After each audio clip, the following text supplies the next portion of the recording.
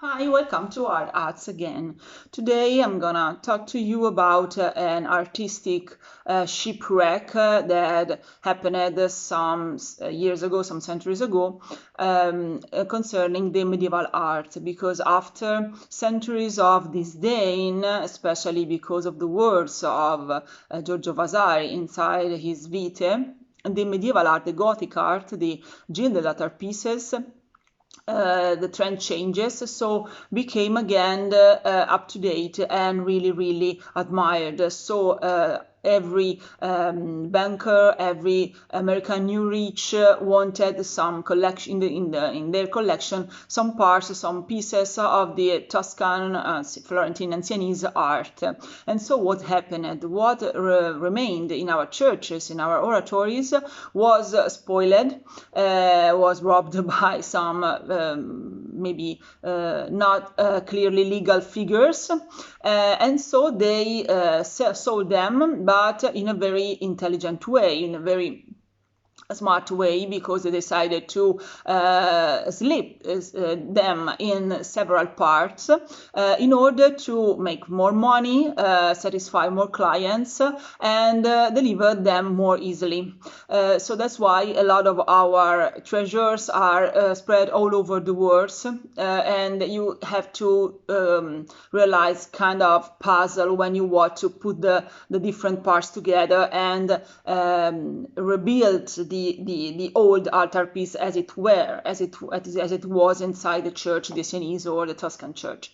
But this not happening just in the wooden altarpieces, but also in the marble ones, and that's what I'm showing today. This is a portable altarpiece.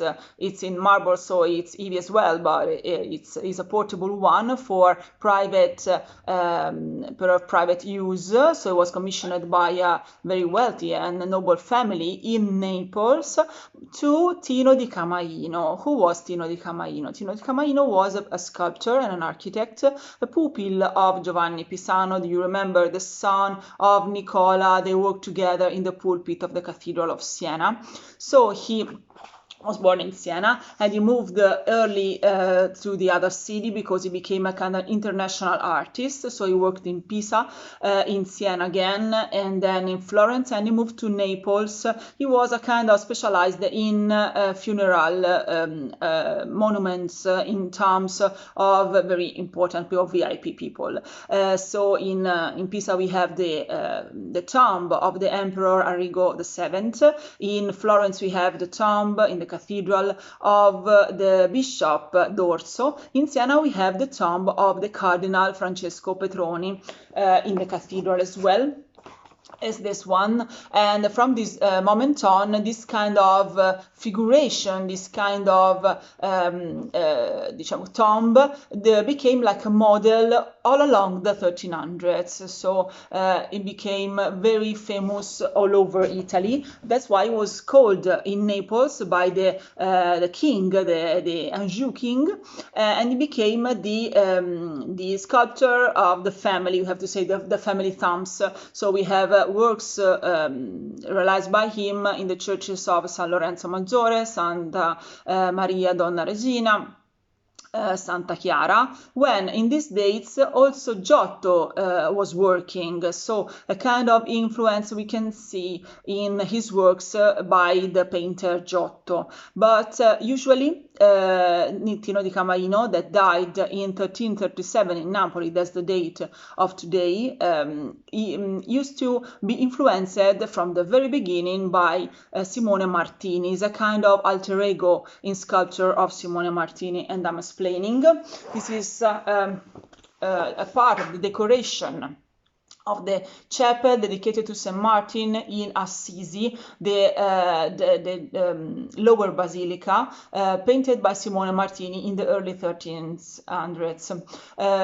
These figures you see with this drapery, so elegant, not very deep, but very with a lot of folds, is typical also of Tino, and I'm showing in the funeral monument of Petroni. You see here more or less the same kind of folds here in these figures, and also in our a little altarpiece here. So this part was realized by Tino himself, but this altarpiece was double-sided. So the commissioner could pray in front of the Virgin Mary or in front of Jesus Christ. It depends on the liturgy, on the moment. This part was realized by a pupil, so a helper in the workshop of Tino di Camaino, so it's more rigid, okay, it's more schematic.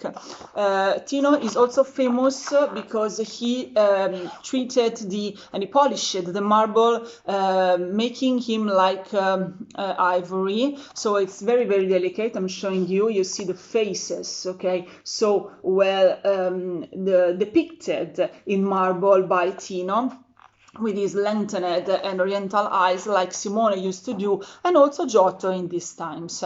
So this altarpiece was divided in two different parts. Now this part is in a private collection in Siena, and this other one is inside the collection of Monte dei Paschi, the Monte dei Paschi Bank in Siena too. But it's been divided, so that what happened a lot of times, several times, hundreds of times, of all our masterpieces and works of art from the medieval style, we have to say. So see you tomorrow.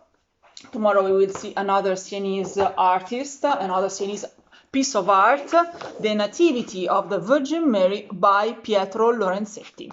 See you tomorrow. Bye.